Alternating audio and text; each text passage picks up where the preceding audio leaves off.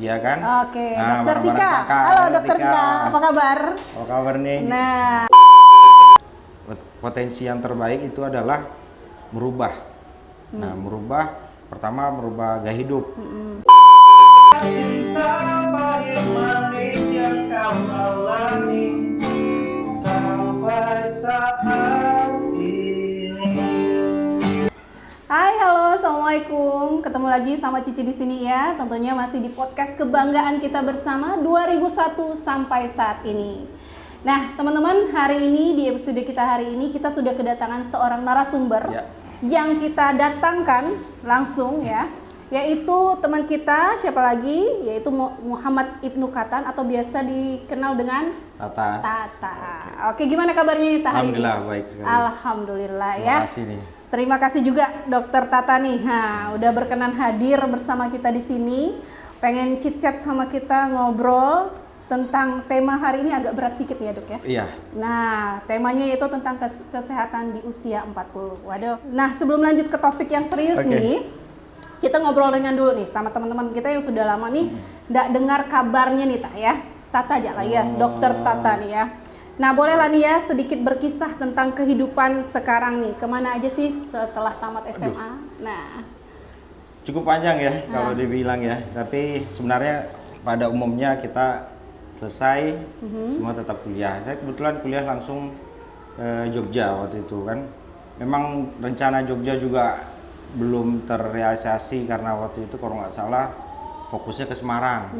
Tapi akhirnya dari Semarang kemudian kok kayaknya kawan-kawan dari SMA 1 banyak di Jogja juga gitu.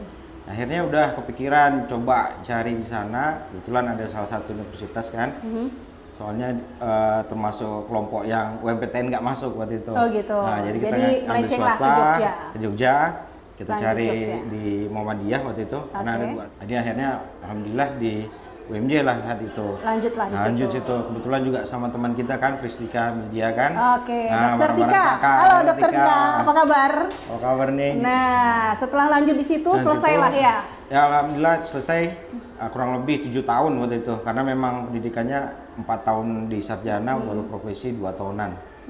Nah kebetulan selesai kembali ke Pontianak dan kebetulan pada saat itu pas penerimaan PNS ya, jadi penerimaan PNS jadi nggak ada pikiran untuk ke daerah dan yang lainnya.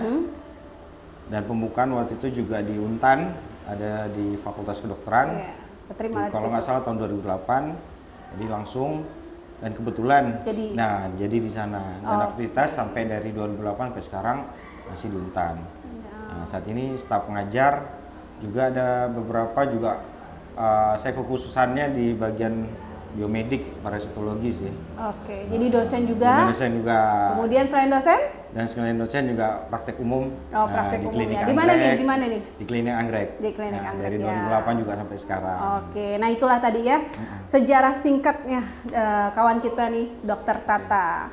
Nah, jadi teman-teman yang kepengen chit-chat atau ngobrol langsung sama Dokter Tata, nih nanti boleh ya minta kontaknya Boleh. sama tim kreatif kita di belakangnya. Dok, ya. Oke. Boleh ya? Siap untuk teman-teman 2001 siap. Siap ya, oke.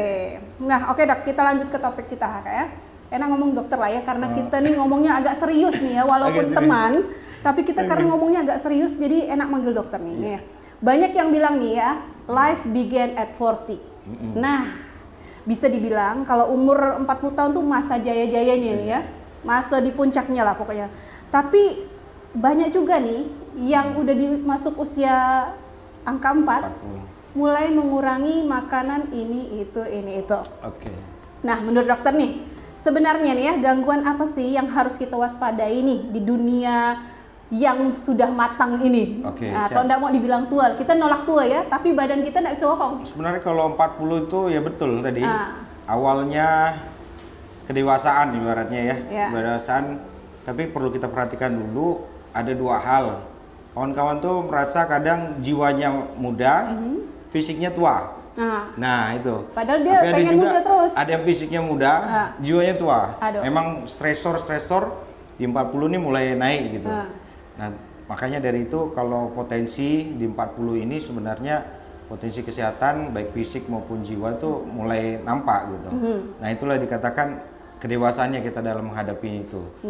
Nah, tapi kawan-kawan kalau misalnya di umur 40 ini sebenarnya kalau itu statement dulu bahwa penyakit itu udah mulai banyak di 40. Tapi di tahun-tahun sekarang ini justru sebelum 40 pun juga udah mulai banyak gitu. Banyak, ya. Di usia 30-an yang sakit itu udah sama dengan setara yang usia 50 malah. Begitu. Jadi kalau sekarang ini syukurnya kita di 40 nih harusnya sadar nih kita di 40 nih bahwa kita udah prepare nih untuk di 10 tahun ke depan maupun 20 tahun ke depan. Karena kan semuanya pasti ingin lihat apa yang udah punya anak ya, anaknya sukses. Kemudian juga kalau udah pengen cucu ya dia bisa lihat cucu juga gitu kan. Betul. Kedua produktivitas kita sebenarnya 40 ini mulai puncak. 40, 50 habis itu turun. mulai turun lagi. Nah, turun dia. Dan 40 ini saat ini kita sadar potensi yang terbaik itu adalah merubah. Nah, pertama merubah gaya hidup. Gaya hidup baik itu cara makan, berolahraga, istirahat. Nah, yang kedua cara berpikir. Nah, cara berpikir kan berpengaruh memang ya. muda tapi pada saat di tempat tertentu misalnya di rumah udah kita harus berubah jadi di usia 40. Depan anak juga biasa berusaha menolak untuk tua 40. Boleh. Tapi kalau ada di rumah ya mau enggak mau harus tua ya.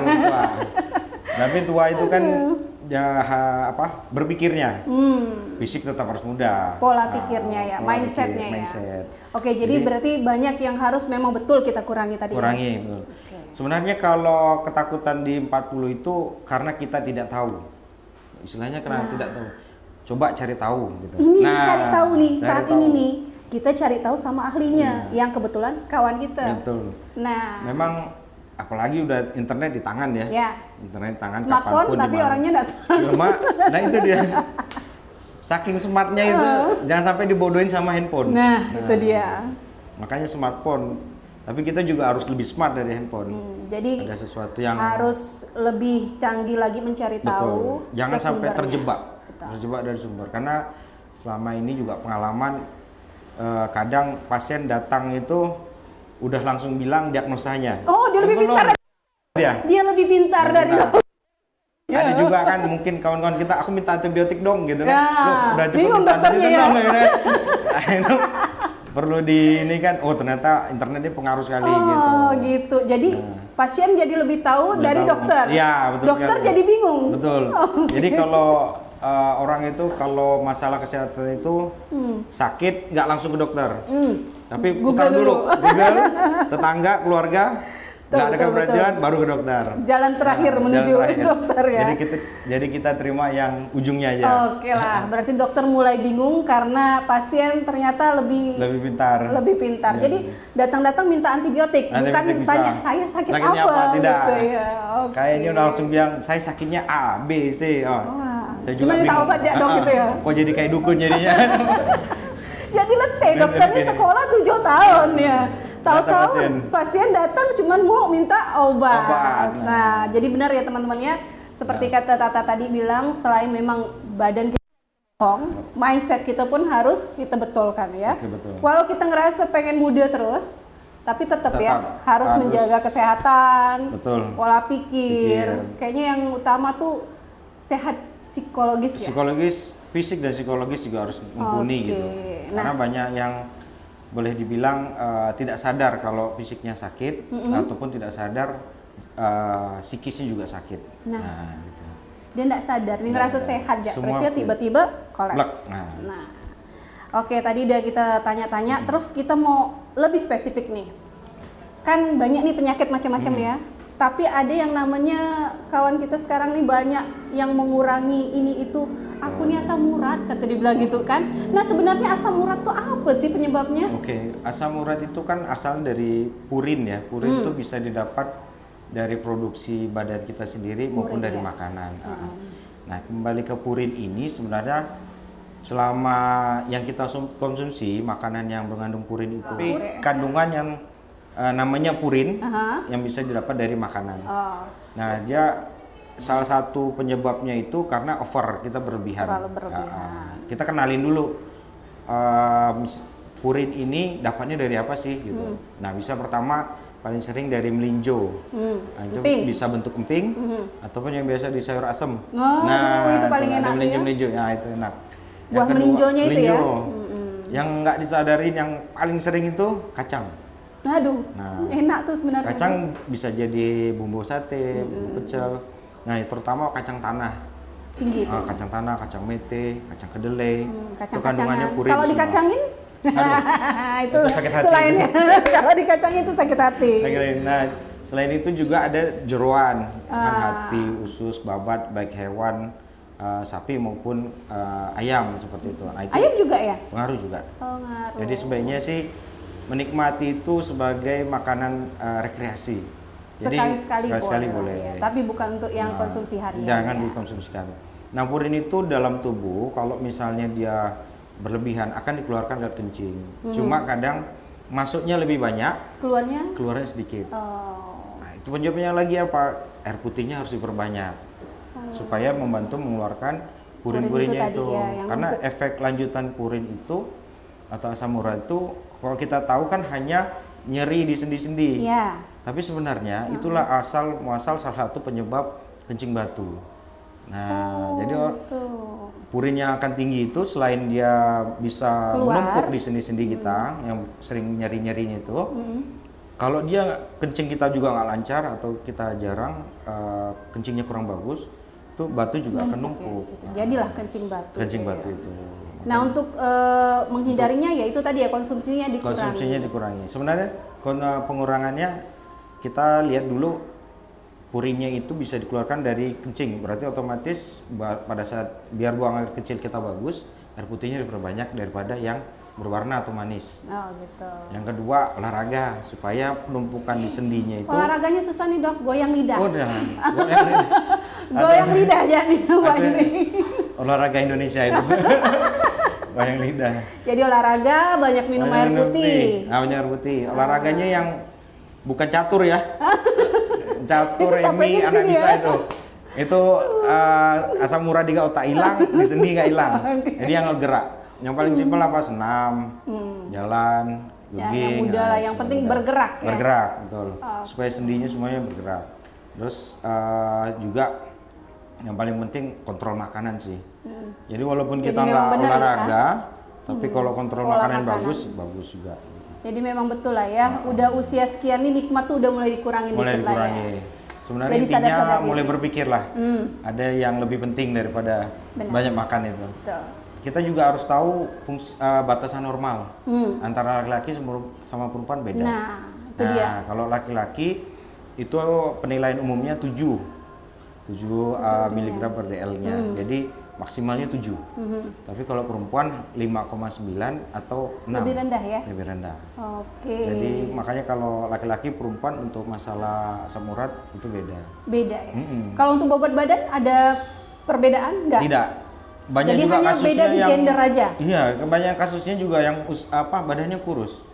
Malah kena lebih asam banyak urat? asam urat. Oh, dikirainnya dia sehat gitu ya. Sehat.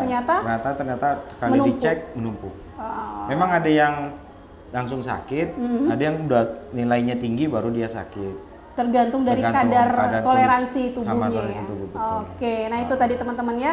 Ternyata memang dia tidak ada obatnya, tetapi kita harus benar-benar menjaga pola makan. Kalau makan, Olahraga, olahraga. banyak minum air putih. Ya betul. Jadi bener ya kalau udah usia lanjut tuh memang kalau pesanannya tuh ya Air putih pesanannya tetap air harus putih gitu ya. Jadi nggak bisa dibohongkan, Nggak badan bisa, kita nggak bisa bohong ya. Betul. Oke, kita lanjut lagi next ke pertanyaan berikutnya nih. Nah kalau udah tadi ada asam urat, biasa di bekawan nih. Kita nih bekawan, ada gak asam uratnya ada kawannya? Kolesterol. Kolesterol, oke. Nah, kolesterol yang normalnya nih sebenarnya untuk usia kita yang di kepala 4 ini Oke. berapa sih? Jadi sebelumnya kita jabarkan dulu ya. Nah, boleh kolesterol itu ada namanya kalau dalam pemeriksaan kolesterol total, LDL, HDL Nah, maupun tuh. triglycerid. Nah, itu berbeda-beda. Biologi ya gini ya. Nah, biologi ya gini. biologi. Belajar lagi kita. Aduh, kawan-kawan biologi. Yang pertama kolesterol total. Total itu gabungan semuanya. Jadi bisa ke seluruh badan. Terus kalau yang LDL ini biasanya disebut dengan kolesterol jahat.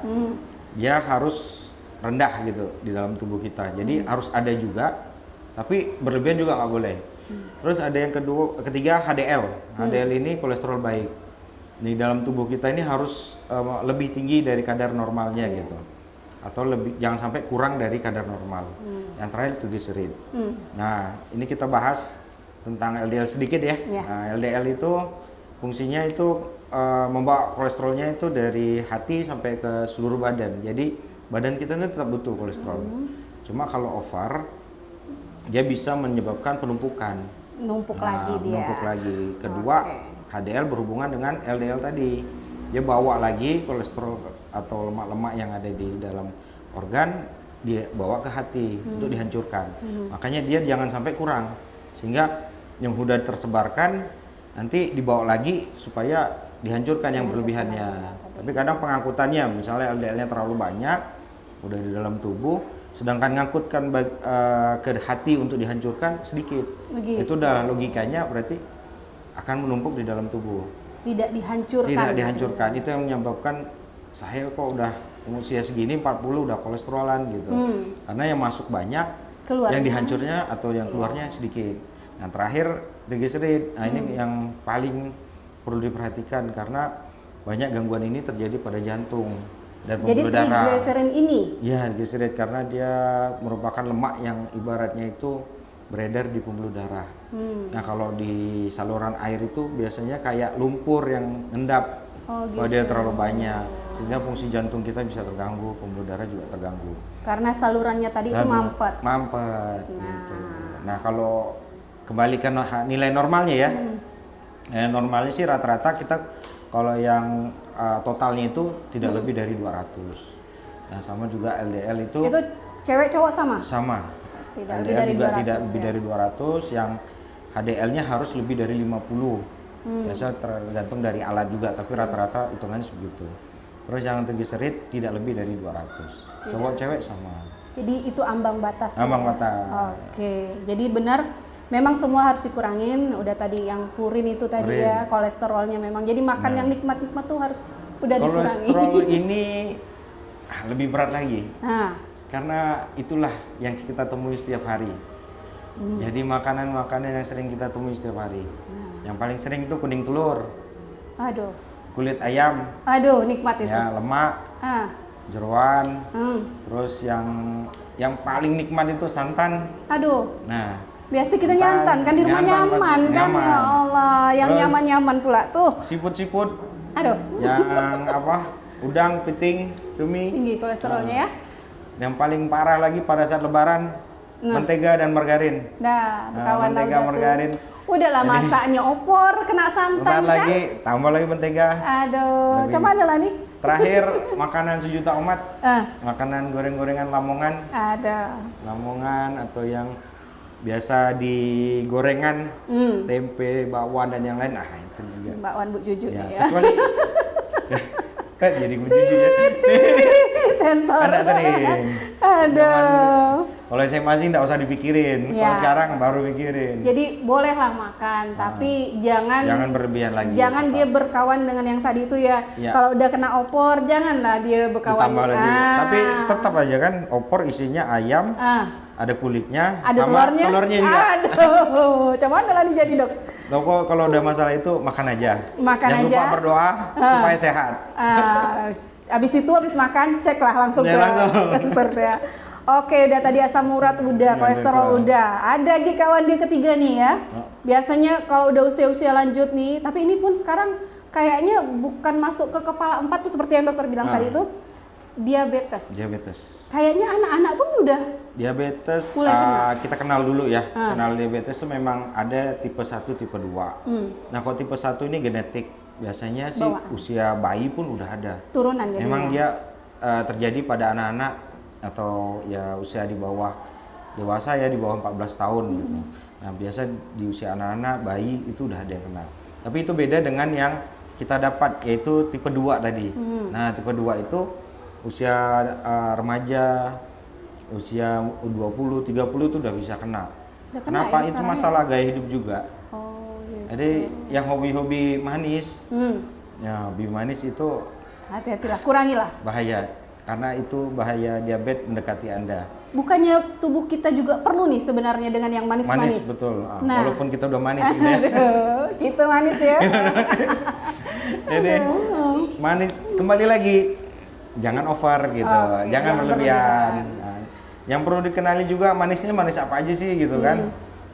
Manisnya itu tanpa disadari itu ada nih. Pertama yang orang tahu kan cuma nasi. Jadi nasi itu Kandungan gula. udah pasti kandungan gulanya tinggi. Dibilang mau yang panas mau yang dingin beda nggak sih? Sama Katanya- aja. oh, sama aja? Sama aja. Oh, Cuma katanya beda Kalau katanya. bedanya kalau yang panas tuh lebih enak. Jadi kita lebih banyak nambah Oh, gitu. daripada yang dingin. Tak, padahal kandungan gula di dalam nasinya tetap Kurang sama. lebih sama. Jadi nasi itu menjadi manis itu karena bersentuhan dengan air liur. Oh, Jadi ada enzimnya ada itu enzimnya. setelah bersentuhan dia berubah menjadi gula. Yang kedua nggak sadar itu tepung. Alamak, tepung Nah, pula kawan tepung dia. ini mie instan, Hmm. kue tiaw. Aduh, Nah, yang goreng-gorengan pasti pakai tepung. yang di belum luar makan Pontianak ayam. pasti pengen nih Nah, kue tiaw nih. kue tiaw, Ya. betul. Pasti rindu Kue sama tiaw kue lagi. tiaw Pontianak Bawang nih. rawit boleh, bawang putih juga. Jadi benar-benar layak di Tepung. kawan-kawan tepung ya. Tepung. Terus gula pasir, udah pasti. Gula pasir. Nah, di gula pasir ini nggak mesti gula pasir, makanan atau minuman yang manis semua kayak coklat, terus minuman kemasan itu udah berisiko tinggi. Apalagi soda itu kita udah tahu sendiri dari sosial media pun udah banyak informasi itu gulanya lebih lebih tinggi daripada gula pasir sendiri. Iya, jadi memang Jadi, kurang-kurang lah. Kurang-kurangan. Banyak ya. Biar kita long lasting, tetap awet muda, Udah. tetap pengen menolak tua. Ya betul. Badannya tua, jiwa tua. Karena kalau mau yang muda tetap awet muda, memang gula harus dikurangi.